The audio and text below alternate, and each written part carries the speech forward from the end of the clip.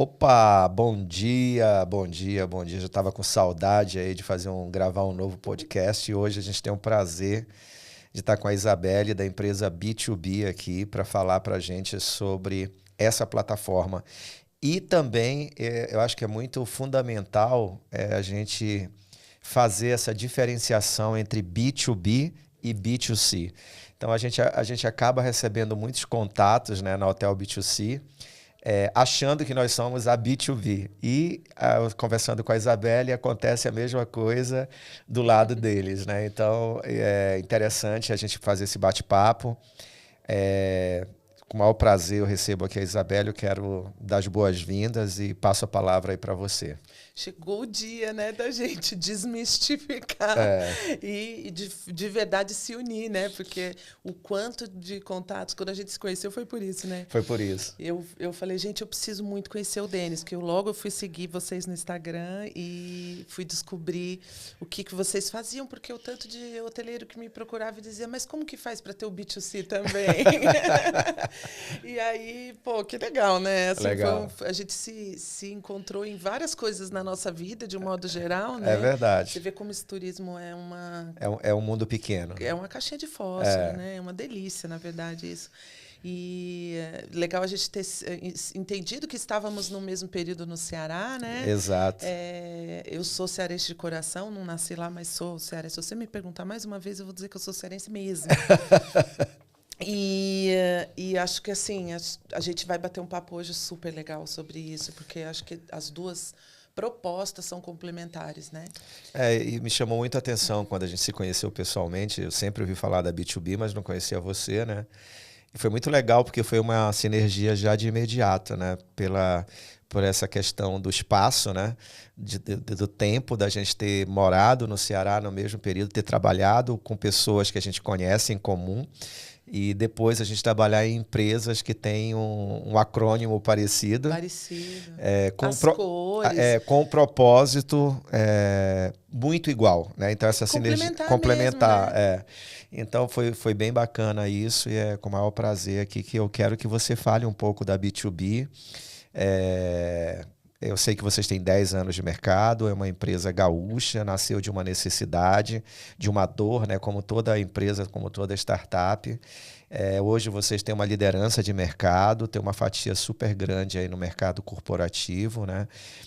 Viagens de incentivo, explicar para o mercado, né? Muita gente que não conhece esses termos, né? O que é, qual é o benefício, e como até aquele pequeno hotel fala, pô, mas isso não é para mim, aquele complexo de Gabriela que a gente ouve muito, né?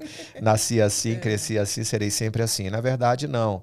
Eu acho que esse mundo digital é uma democratização, é uma oportunidade de você estar inserido numa indústria, de você trabalhar o desenvolvimento da sua marca, né, o brand marketing, e fazer um posicionamento com o propósito de atender também uma dor, né? Então eu acho que você é um instrumento, você é um meio, né?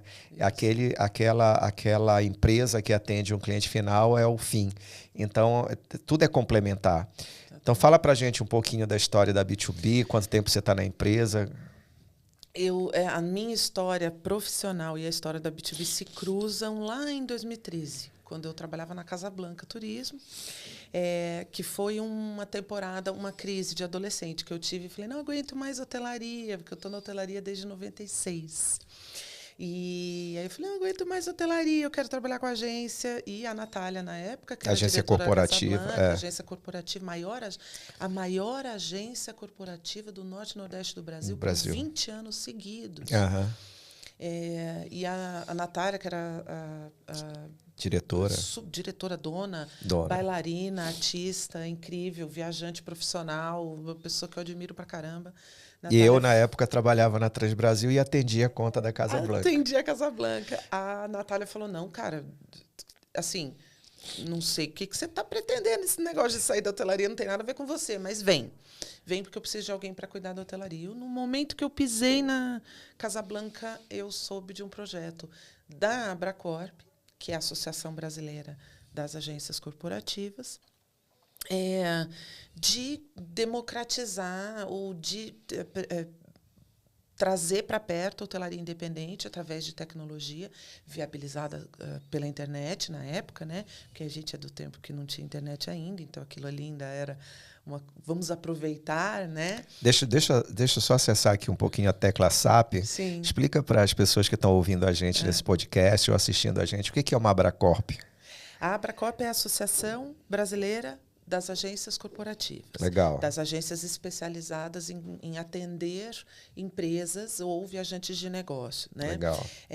Em suma, é o 80-20 do... É o Pareto.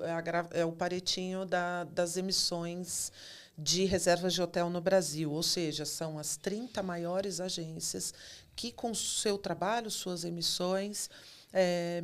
providenciam 80% das reservas viagens de negócios do Brasil. Uhum. Vou dar uns exemplos aqui de nomes, né? São Copas Tour, Tour House, Contique, Maringá, Avipan, Pontes Tour, lá do Nordeste agora. A Casablanca saiu do circuito, a família não saiu, porque eles abriram outra agência, né?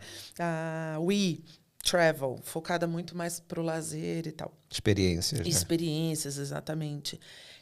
Bom, enfim, esses são alguns nomes que eu acho que dá para citar, mas quem estiver interessado pode procurar abracorp.org e vai ver ali a lista dos associados, vai ver até pesquisas super interessantes de resultado dos anos pregressos, eles deixam lá. Fantástico.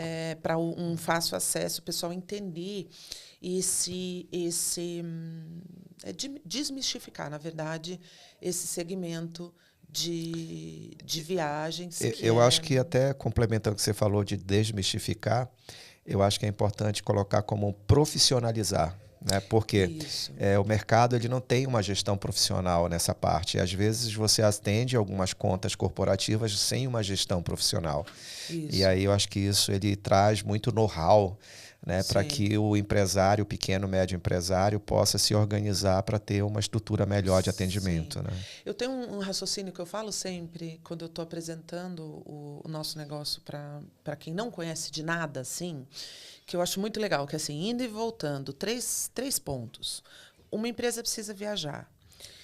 As agências de viagem são catalisadores do processo, são empresas que fazem parte da cadeia, porque fazem a apresentação, porque fazem a negociação, porque representam formas de se utilizar os recursos tecnológicos, sistêmicos ou de gestão mais facilmente. Não, tudo bem, tudo bem. A gente vai... Não, depois ele... Não, tudo bem. Então eu vou... Foi nada, bom dia. A gente sabia que isso ia acontecer. Não, eu tô quebrado. Tá todo mundo quebrado.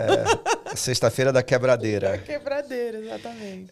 A 13 foi semana passada, nós estamos uma semana de delay. Então eu vou voltar à pergunta sobre a Abracorp, e você... Desculpa, tá? Não, por favor. Tá. Vai um pouquinho mais para sua esquerda, por favor. Assim, tá bom? Deixa eu só um segundinho, gente.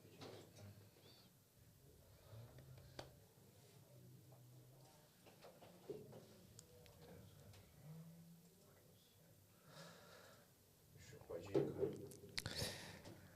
Isabelle, então, para o público que está ouvindo a gente, que está no rádio, indo para o trabalho, ouvindo podcast, ou assistindo a gente no YouTube, tem muita gente que não conhece muito esses termos. Né? Explica para a gente o que é uma Abracorp. A Abracorp é a Associação Brasileira das Agências Corporativas, das agências que atendem as empresas, os grandes viajantes de negócio do Brasil. Basicamente, aquilo que representa 80-20 das emissões de viagens de negócio no Brasil. Ou seja, nunca são 30 fechado, tá? Porque às vezes entra uma, sai outra. E são as maiores, né? Aproximadamente 30 que representam 80% do volume. Do Brasil inteiro. Então, vou citar alguns nomes aqui para a gente, de repente, fazer associação. Uma Copas Tour da Vida, a Cotique, a A Tour House, a Vipan, Maringá Turismo, enfim, LCA, LTN, são agências que hoje atendem contas grandes e que eventualmente vai pingar aí uma reserva num hotel que ainda não tem contato com esse segmento e que pode identificar mais facilmente. Porém, é facinho, na internet é abracorp.org, vai ter lá todos os associados, vai ter inclusive um monte de pesquisa, de resultado de Dados, análise, né? que eles fazem, dados à disposição gratuitamente dos anos pregressos, pós-pandemia. Muito interessante. Vale a pena a visita no site deles. Hoje em dia, se você não analisa dados, se você não minera dados, você está num túnel que não sabe onde vai sair, né? Informação é dinheiro. É né? dinheiro, exatamente. Muito mais até valorizado do que dinheiro. Agora aqui com a gente também o Klaus, né, o meu sócio, e ele tem experiência, trabalhou em empresas de agências corporativas, e também deixar com ele aqui para fazer as perguntas para a Isabelle. Bom dia, tudo bom? Isabelle, como é que você está? Bom dia, estou bem. Então, eu queria te fazer uma pergunta relacionada a essa questão da Abracorp. O que faz uma agência ser Abracorp, por exemplo, uma agência corporativa, hoje que ela não é Abracorp ainda, como ela faz para se tornar? Depende do volume. Depende do volume de clientes, né, e de reservas.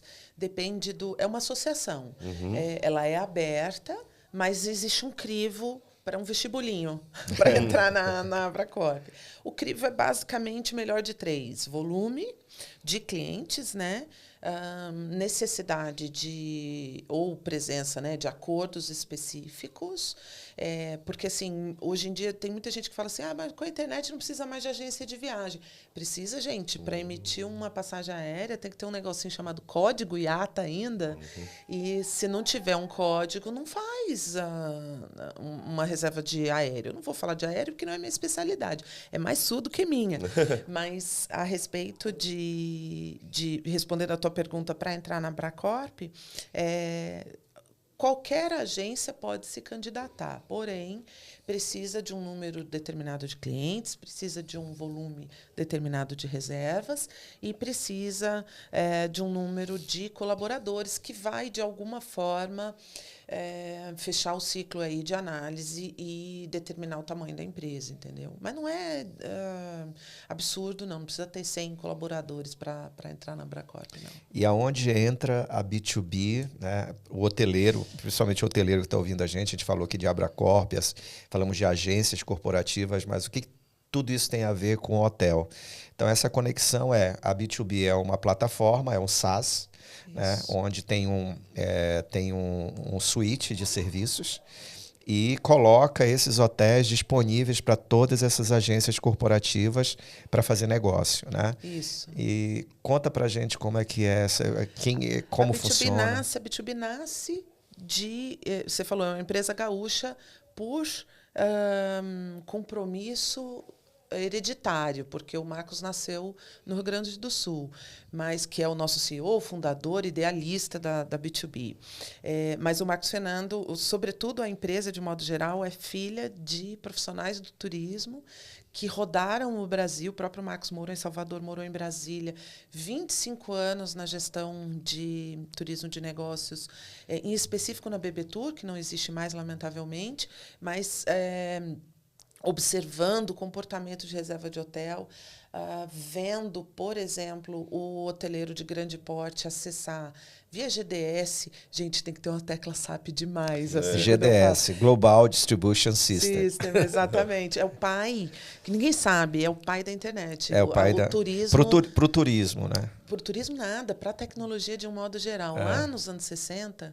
Quando houve a necessidade de fazer uma conexão via telefone para abastecer os escritórios das companhias aéreas na Ásia, África e Oceania, para que pudesse vender os aviões na volta, vamos falar assim, e foi uma junção inédita da Oracle com a IBM para fazer esse negócio funcionar, eles criaram através da conexão de escada, o abastecimento, não era em tempo real, era quando conectava, né?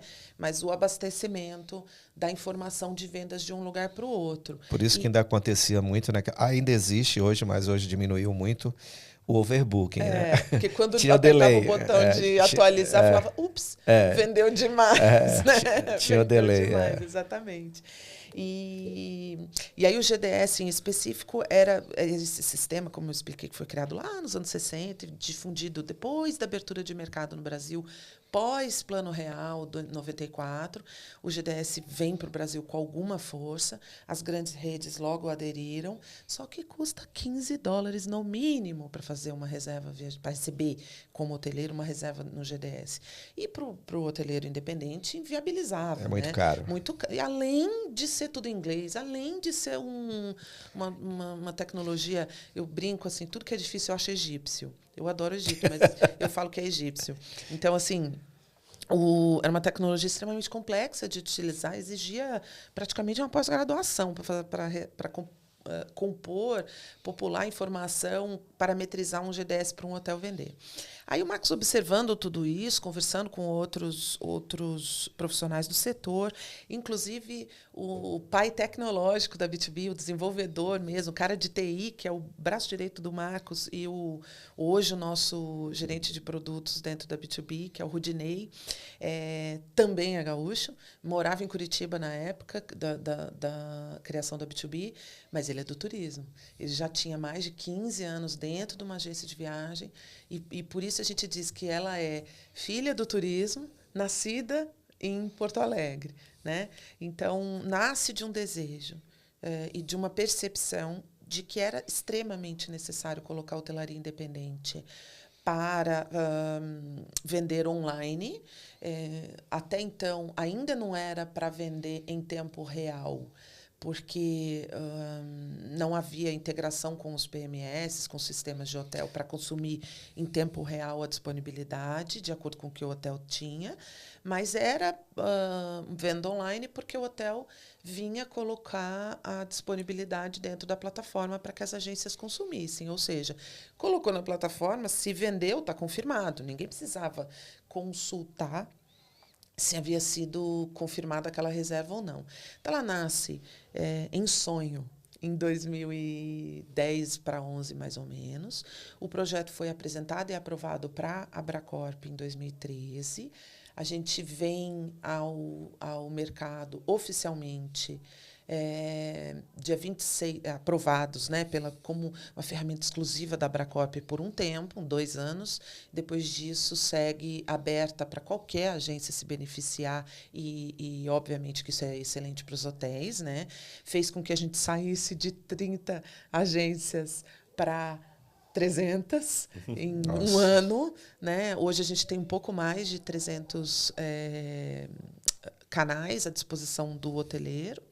E, a partir de 26 de abril de 2013, nasce essa ferramenta pela qual eu me apaixonei nessa primeira reunião, porque eu sempre eu fui oradora da minha turma de hotelaria, não vou dizer o ano, já falei aqui, mas não vou repetir.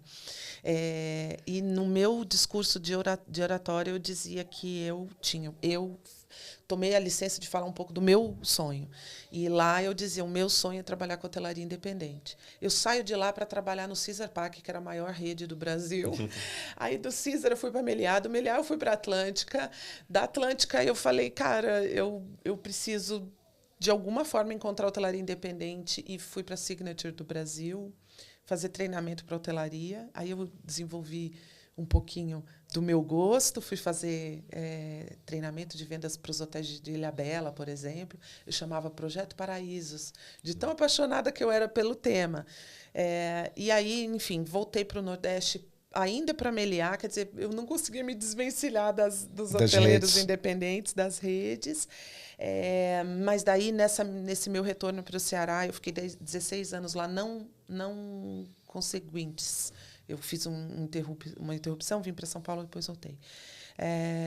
E aí, nessa hora, eu consegui rodar um pouco a hotelaria independente no Ceará e fui para Casablanca, que eu já contei um pedacinho do espaço, da minha passagem por lá. E aí, nessa hora, eu me apaixonei pela B2B, porque o propósito era esse, democratizar as reservas online, pé de igualdade para o hoteleiro independente. DD, né? Distribuição democrática. Isso, e pé de igualdade para o hoteleiro independente e as grandes redes. Quer dizer, era um projeto incrivelmente bonito, sobretudo, eficiente, e eu falei, pronto, agora vamos pensar em preço, né? Muito barato. A B2B nasce com um custo por reserva de R$ 3,50. Comparado com o custo dolarizado. Com os R$30 lá que se pagava, se for fazer o câmbio da conversão. Hoje mais até, né? Depende do câmbio, né? Exatamente. Hoje, claro, com correções e tudo, a B2B cobra R$10 por reserva também. Ainda assim é ínfimo, né? Se paga com uma reservinha. Se a reserva for de 3 noites, com uma diária você paga o custo mensal. O custo mensal de estar na B2B e estar nessa vitrine aí para esses 300 agentes de viagem. E como é que é a captação do hotel para B2B? Em que sentido? O abastecimento nessa vitrine que vai atender todas as agências. Como é que é feito o hotel que quer fazer parte da B2B? Ah, tá. Bom, não é necessário experiência, nem tampouco habilidade. O hoteleiro pode simplesmente entrar em contato com a gente, lógico. A gente faz um contrato, obviamente, porque... Tem fidelização? Não tem. Legal. Hoje em dia, a gente só tem contrato por causa da LGPD, né, que é a Lei de Proteção de Dados. Eu vejo muita similaridade nas nossas empresas. Né? Não, a gente só foi se apaixonando, né, ao conhecer o B2C, B2B. B2C, B2B é muito B, gente. Quantos B vocês precisam para perceber que o negócio tá bom? O hoteleiro, então, é um contratinho, tem uma mensalidade, como eu falei, de aproximadamente hoje, vamos falar, é uma média entre R$200 e R$400, depende do tamanho do hotel. Tá. Aí já começa uma diferença aí, porque depende do tamanho do hotel mesmo, né? Não dá para fazer um preço único, né? Tem que considerar as peculiaridades. Hoje a gente tem hotel em São Paulo com 4 apartamentos, tem hotel em São Miguel do Guaporé, 4. Nossa. Tem hotel em São Miguel do Guaporé, Rondônia, com 18 apartamentos. Bahia Hotel, alô Bahia Hotel, adoro o Jonatas. Se ele estiver me escutando, eu vou mandar para ele o link do podcast. Ele adora que eu falo do hotel dele, e eu falo mesmo que a gente é super próximo. O hoteleiro, claro, faz o contrato, paga a mensalidade, etc. Vem na plataforma. A gente ajuda ele a parametrizar, a criar ali fotinho do apartamento, como é que é o hotel, colocar as comodidades, etc. Vai colocar conteúdo, né? Conteúdo. Vai colocar preço e disponibilidade. Eu tenho 10 apartamentos no meu hotel. Eu vou colocar todos para vender na B2B, mas e o meu hóspede fiel, o cara que nem faz reserva e aparece aqui? Não, cara. Você pode pôr 8, deixa 2 para você vender direto. Se você tem hóspede de lazer, está numa cidade que recebe hóspedes de lazer no final de semana, põe 2 no final de semana e 8 no dia de semana, porque como a gente é especialista em vender para os viajantes de negócio, o viajante de negócio não vai no seu hotel no sábado e domingo, gente. Ele vai aparecer de segunda a quinta, sexta-feira é um bônus, talvez fique, talvez não, e eventualmente ele pode conhecer seu hotel para voltar depois com a família. O solteiro fica. Solteiro fica. Solteiro fica, é verdade, é verdade. A menos que ele seja como nós, viajante profissional, que às vezes cansa, né? O cara fala, não aguento mais viajar. Saudade da minha casa, é mentira, da minha cama, a gente fala isso só uma vez. Depois, quando a gente está lá, a gente gosta. Bacana. Klaus, tem